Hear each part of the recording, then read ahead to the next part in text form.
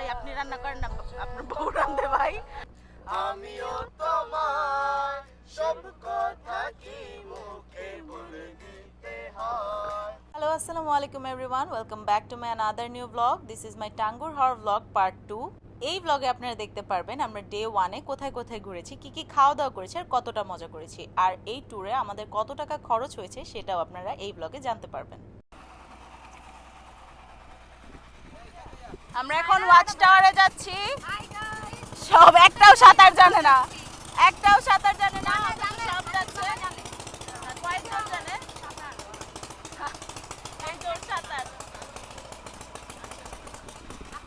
সুনামগঞ্জ পৌঁছানোর পর ঘাট থেকে আমাদের প্রথম গন্তব্য ছিল ওয়াচ টাওয়ার।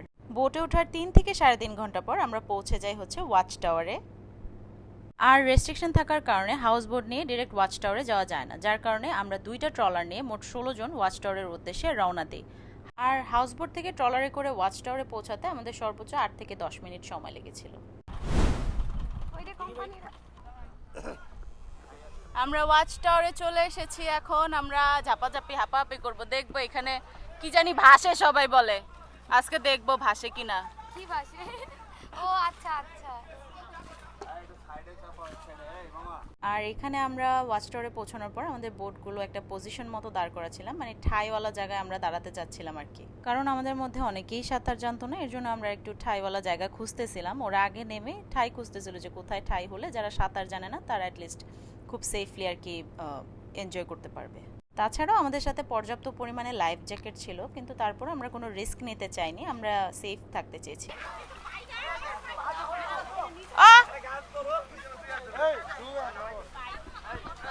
ওয়াচ টাওয়ারে যাওয়ার জন্য আমরা যে 2টো ট্রলার হায়ার করেছিলাম, ওই ট্রলারগুলো পার বোট 200 টাকা করে নিয়েছিল। বোটের লোকজনরা আপনার কাছে এর থেকেও বেশি চাইতে পারে, তো আপনার সেখানে বার্গেনিং করে আপনার অনুযায়ী প্রাইস করে নিতে হবে। এই সব ভিডিওতে আসো। হ্যাঁ ভিডিওতে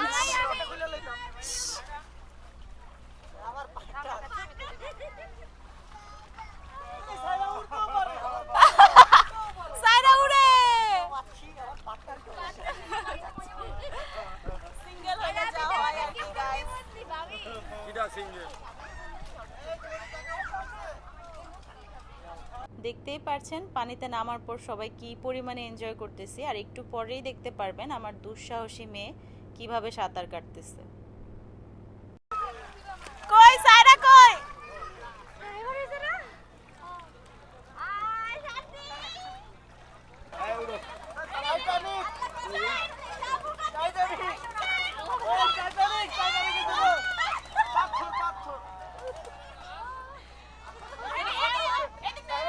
আশেপাশের মানুষজন আমাদের সিচুয়েশন থেকে ভাবছে মনে আমরা পাগলাগারদ থেকে ছুটে আসছি। ওই যে দূরে ভাইয়া, এটা কি পাহাড়? ওই পাশে ইন্ডিয়ার পাহাড় দেখা যায়, মেঘালয়। এটা সম্ভবত মেঘালয় পাহাড়।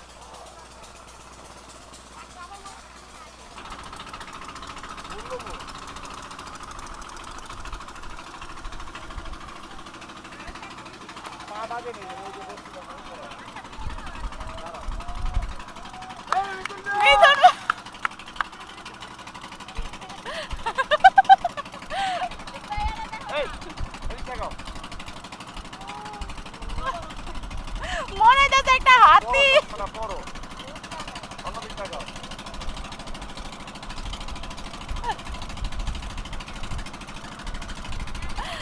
ওয়াচ টাওয়ারে ঝাপাঝাপি শেষে আমরা নৌকায় উঠে যাই। আমরা নৌকার মাথায় বসেই সবাই গোসল করেছিলাম। আমার জামাই পানি তুলে দিচ্ছিল, আমরা এক এক করে সব গোসল করছিলাম, কারণ হাউস বোটের টাঙ্কির পানি এত গরম হয়েছিল, ওইটাতে গোসল করার মতো কোনো ওয়ে ছিল না। গোসল টোসল শেষ করে সবাই ফ্রেশ হওয়ার পর আমাদেরকে আমাদের দুপুরের খাবার দাবার দিয়ে দেওয়া হয়। এইখানে লবিতে বসে আমরা সবাই একসাথে আমাদের লাঞ্চ সেরে নিচ্ছিলাম। আর সেদিন দুপুরের লাঞ্চে ছিল বোয়াল মাছ ভুনা, আলু ভর্তা আর মুরগির মাংস, আর ডালও ছিল সাথে। খাওয়া দাওয়া করতে করতে আমাদের বোট যাচ্ছিল নীলাদ্রি লেকের টেকের ঘাটের দিকে। সেখান থেকে আমরা বাইক দিয়ে বিভিন্ন জায়গায় ঘুরেছি। আমার অবস্থা দেখে বোঝা যাচ্ছে কি পরিমাণ গরম, প্রচুর গরম, মানে জাস্ট ছাতা দিয়ে কিচ্ছু হবে না। এই যে রোদের তাপটা মানে জাস্ট নেওয়া যাইতেছে না, এত গরম। আমরা এখানে জাস্ট 2 ঘন্টার মতো ঘোরাঘুরি করে জাদুঘাটাতে ওদিকে চলে যাব, কারণ ওদিকে নাকি ঠান্ডা আছে। ভাইয়ারা বলতেছে আমরা ওদিকে চলে যাব কারণ টিকা যাচ্ছে না। পাকনামি করে এসি বোট ক্যান্সেল করে নন এসি বোট নিছি, ভাবছি প্রাকৃতিক হাওয়া। বাট বোট থেকে নামার পর আমরা বাইকওয়ালা ভাইয়াদের সাথে কথা বলছিলাম যে কোন কোন স্পট ঘোরাবে আর কত টাকা লাগবে। এখানে কিন্তু আপনাকে অবশ্যই বার্গেনিং করতে হবে, আদারওয়াইজ ওনাদের প্রাইস অনুযায়ী গেলে কিন্তু হবে না।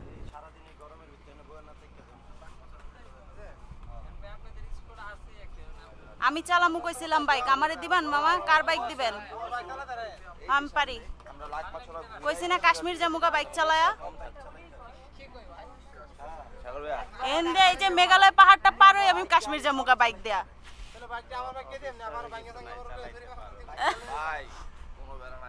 বাইক গেলে হোম না মেরা আহমি না বাইক লয়া। আমি এই ডান আমার বাড়া ফ্রি, এবার তোমরা ডিল করো। এখানে আমি বাইকওয়ালা ভাইয়াদের সাথে একটু দুষ্টামি করতেছিলাম, ওনারা আর কি আমাদের বলা ভাড়াটা মানতে চাইতেছিল না, ওনারা একটু বেশি চাচ্ছিল আর কি। পর কিছুক্ষণ বার্গেনিং করার পর ওনারা আমাদের বলা ভাড়াতেই রাজি হয়ে যায়। 3টা স্পট ঘোরাতে আমাদের জন প্রতি যাতায়াতে টোটাল 100 টাকা করে লেগেছিল। এরপর আমরা বাইকে উঠে যাই। আমাদের প্রথম স্পট হচ্ছে লাকমাছড়া। ওনাদের বাইকে রাইডার সহ টোটাল 3 জন ওঠার আর কি সিস্টেম। তো একটা বাইকে আমি, সাগর আর রাইডার, আমরা 3 জন উঠে যাই। ওই যে দূরে দেখা যাচ্ছে মেঘালয় পাহাড়। এই পাহাড়টা দূর থেকে দেখতে যতটা না সুন্দর, কাছ থেকে আরও বেশি সুন্দর। এটা আপনারা দেখতে পারবেন নীলাদ্রি লেকে আমরা যখন যাব তখন পাহাড়গুলো খুব কাছ থেকে দেখতে পারবেন। আর এত সুন্দর বলে বোঝানোর মতো নয়।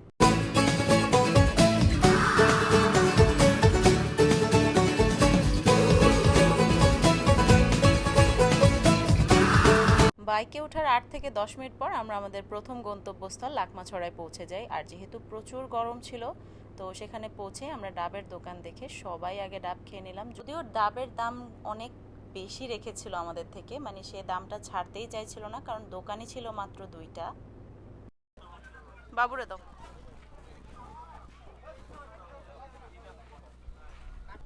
ভাই পাহাড়ি তো দেখতেছি কি সুন্দর। এটা পুরোটাই মেঘালয় পাহাড়। হ্যাঁ হ্যাঁ, আবার ওই যে খাজে খাজে দেখো বাড়ি ঘর মানুষের, ওই যে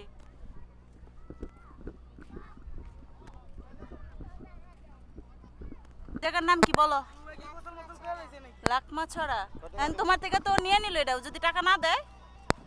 দেখি কি নিছো? লাকমাছড়া আমরা এসে দেখলাম বাচ্চারা হচ্ছে চিকন চিকন টাইপের কিছু পাথর নিয়ে সেগুলোকে কেটে কেটে লাভ শেপ টাইপের কিছু বানাচ্ছে, সেগুলো বিক্রি করছে। আর সেগুলোই আমার জামাই কেনার জন্য ওর সাথে বার্গেনিং করতেছে। আমি জানি না ভাই ও কেমন যেন বাচ্চাদের সাথেও, মানে বাচ্চাদের দেখলে নিজের মেয়েটার সাথেও এরকম করে।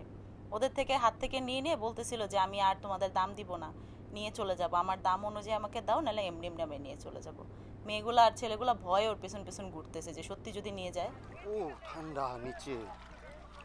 হ্যাঁ সাইরা, না না তোমার জুতা থাকে, পায়ে বিন দে বলো। একটা ব্রিজ দেখা যাইতেছে, রে ইন্ডিয়ার ব্রিজ।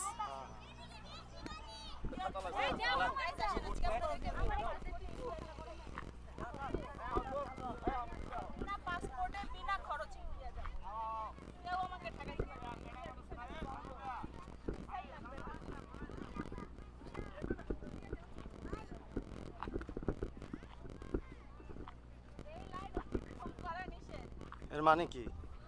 ওর মানে কি এটা ইন্ডিয়ায়? আমি ইন্ডিয়া বিনা পাসপোর্টে এসে পড়ছি ইন্ডিয়াতে। এখন সবাই চলে যাচ্ছি লাকমাছড়া থেকে। কিসের উদ্দেশ্যে? আমরা এখন কোন দিকে যাব মিথুন ভাইয়া? আমরা এখন যাচ্ছি নীলাদ্রি লেকের উদ্দেশ্যে। এখান থেকে আবার বাইকে করেই আমরা নীলাদ্রি লেকের দিকে যাব, তাই না? আই মিথুন ভাই, বাইকে করে আবার নীলাদ্রি, হ্যাঁ বাইকে করে আমরা আবার নীলাদ্রি লেকের দিকে যাচ্ছি। প্রচুর গরম। এরপর বাইকালা ভাইয়ার আমাদের বলল যে এখানে আরেকটা স্পট আছে, সেটা হচ্ছে সুরঙ্গ কূপ, যেটা কিনা নীলাদ্রি লেক যাওয়ার সময় পড়ে। তো ওই স্পটটাও আমাদের ভিজিট করে যেতে বলছিল ভাইয়ারা। আর ওখানে হচ্ছে ওইটা ন্যাচারাল একটা কূপ, যেখান থেকে ন্যাচারালি পানি আসে। আর ওখান থেকেই আমরা চলে যাব নীলাদ্রি লেকের দিকে। লাকমাছড়া থেকে বের হয়ে আমরা চলে যাচ্ছি সুরঙ্গর দিকে। এটা নাকি একটা কুয়া, এখানে একটা কুয়া, ওখান থেকে আমরা যাব হচ্ছে নীলাদ্রি লেকের দিকে।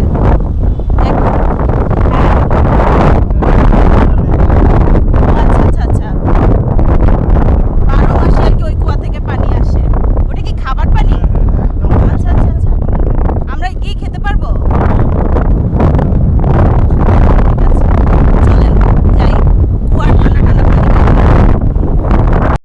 লাকমাছড়া থেকে সুরঙ্গকূপ পৌঁছাতে আমাদের সময় লেগেছিল মাত্র 5 মিনিট। খুব কাছেই ছিল সুরঙ্গকূপটা, মানে নীলাদ্রি লেকে যাওয়ার পথেই পড়েছিল সুরঙ্গকূপটি। আর এখানে দেখতেই পাচ্ছেন কি ঝুঁকিপূর্ণ একটা ব্রিজ, যদিও ভাইয়ারা অনেক প্রফেশনাল ছিল, পাহাড়ি রাস্তা থাকা সত্ত্বেও অনেক প্রফেশনালি ওনারা রাইড করছিল বাইকগুলো। আর দেখতে দেখতে আমরা চলে আসলাম সুরঙ্গকূপে। হ্যাঁ, সুরঙ্গ মুভির মাসুদে সুরঙ্গ কইতা ভুলবশত এই জায়গায় আয়া পড়ছে, এই সুরঙ্গটা হেঁটে হয়ে গেছে। সুরঙ্গ মাসুদ এখানে আর কি কুয়া পর্যন্ত যাওয়ার মানে ইয়ে আছে, তার উপরে যদি আমরা এই পাহাড়ের দিকে যাই ওইটা যাওয়া নিষেধ ওখানে। এখানে আর কি প্রাকৃতিক একটা কুয়া, একদম ন্যাচারাল পানি, খাবার পানি। মানুষ এখানে মন ভরে গরমের মধ্যে পানি খেতে আসছে, আমরাও আসছি। গোসল করতেছে বাচ্চারা গরমে।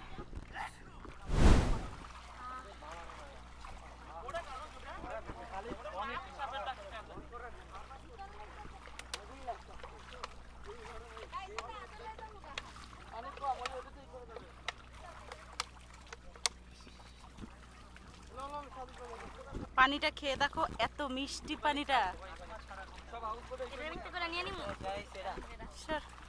সাইরাকে খাওয়াও, সাইরার মুখটা ধোয়া দাও একটু। ইতোমধ্যেই আন্তর্জাতিক সীমারেখা অতিক্রম করেছেন, যাহা আইনত দণ্ডনীয় অপরাধ।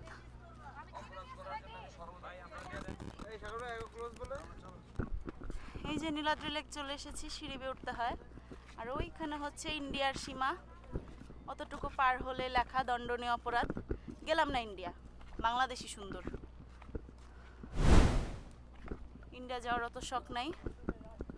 এই যে ভাই, এটাই নীলাদ্রি লেক না?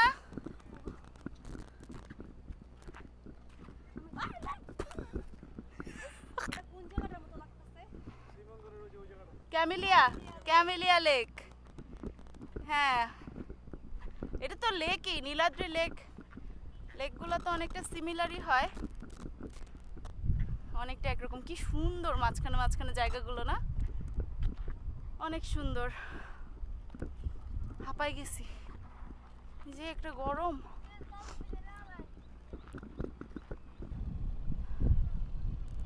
ভাই এত সুন্দর। জ্বালাইতেছো কেন ফাহিম ওনারে?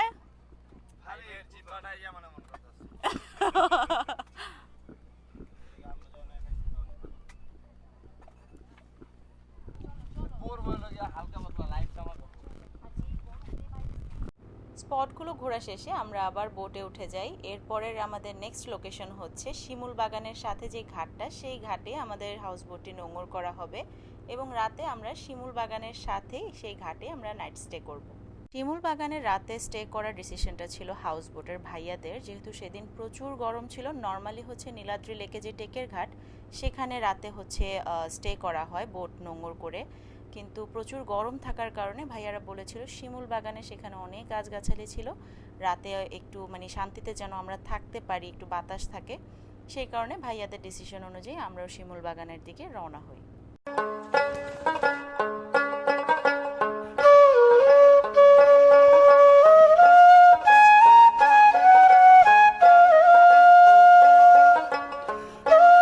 গুড ইভিনিং গাইজ, সবাই একটা ঝাঁকানাকা পাওয়ার ন্যাপ, ওই যে ওইটা এখনো পাওয়ার ন্যাপ নিতেইছে।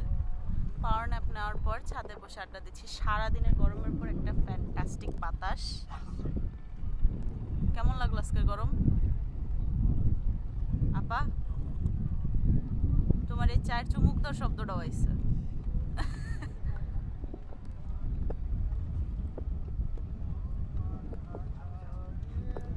কোম্পানি ঘুমায়, কোম্পানি ঘুম।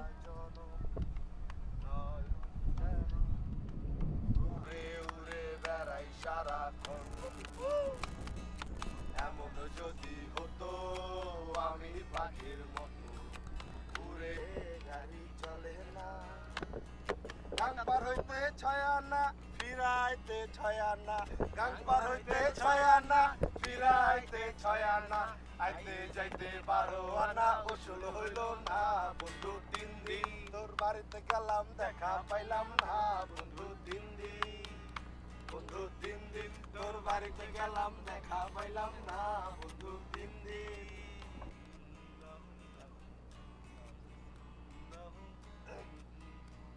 এই সাগর পারে আইসাই আমার মাতাল মাতাল লাগে এই রূপ দেখিয়া মন পিন্দরায় সুখের পাঞ্ছি ভাগে এই সাগর পারে আইসাই আমার মাতাল মাতাল লাগে এই রূপ দেখিয়া মন পিন্দরায় সুখের পাঞ্ছি জাগে পাতাম যদি থাইকা যাইতে এই সাগরের পারে ঝিনুক মালা গাইতা কাটাই দিতাম জীবনটারে আমার মন আছে আমার বারিস্টার আছে আমার মুক্তার আছে আমার বারিস্টার শেষ বিচারের হাইকোর্টেতে তিনি আমায় করবেন মা আমি পাপী তিনি জামিনদার আমি পাপী তিনি জামিনদার মাশাআল্লাহ, আল্লাহর রহমতে মাত্র বৃষ্টি শুরু হয়েছে।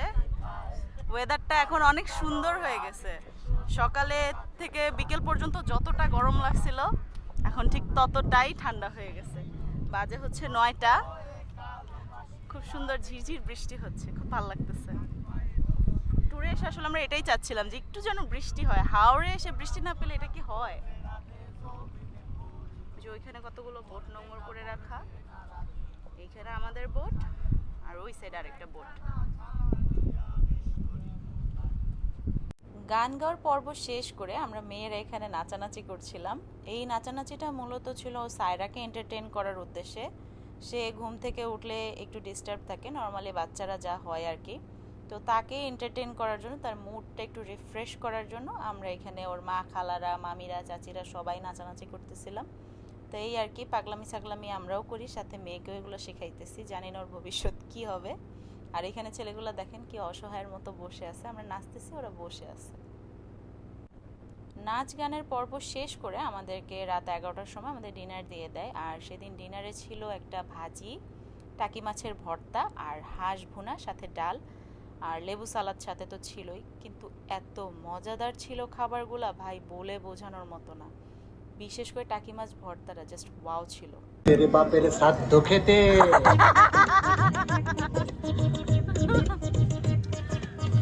ভূতের বাপের সাধ্য খেতে দেখো এসেছে কত ভূত, বাংলার ভূত ওই ভূত অদ্ভুত। ভূতের বাপের সাধ্য খেতে দেখো রাধুনি ভাইয়া, ভাইয়ার নাম কি? ভাইয়া এত মজার রান্না খাওয়াইতেছেন সকাল থেকে। বাসায় আপনি রান্না করেন না, আপনার বউ রান্ধে ভাই? বাসায় আপনি রান্না করেন, আপনার বউরে খাওয়ান না? হ্যাঁ, আমি ওরা কইতে যে আপনার বউ কত লাকি। ভাই এত মজা হয়েছে, আমি মনে হয় ভর্তাই নিয়েছি 3-4 বার। টাকি মাছের ভর্তাটা অনেক মজা হয়েছে। ইভেন মুড়ি ভর্তা যত মজা হয়, আপনার হাতে ম্যাজিক আছে। থ্যাংক ইউ ভাইয়া। খাওয়া দাওয়া শেষ করে ওরা ভাইরা বসলো আসরে। তো আমরাও মেয়েরা এখানে ছাদে সবাই আড্ডা দিচ্ছিলাম। সেদিন রাতে কেউ ঘুমায় নাই। আমাদের সাথে আরেকটা সঙ্গী ছিল যে কিনা একটু পর পর এক একজনের গায়ে উড়ে উড়ে বসতেছিল, আর এক একজন চিৎকার দিয়ে পুরা হাওর মাথায় উঠে নিচ্ছিলাম আর কি। এই বাবুটা কার রুমে ঘুমাবে? আর ঘুমায় কি করবা তোমরা? 3টা বাজে ঘুমায় কি করবা? 3টা বাজে কি করবা? আমিও তো সূর্যের আলো ফোটার আগে আমার আগে শাড়ির শুট শেষ করতে হবে। গাইস দেখেন, রাত 3:30 বাজে, এদের ঘুমানোর কোনো নামগন্ধ নাই, নিজেরাও ঘুমায় না। আমার বল ডাকছে কি বাতাসে? চুপ।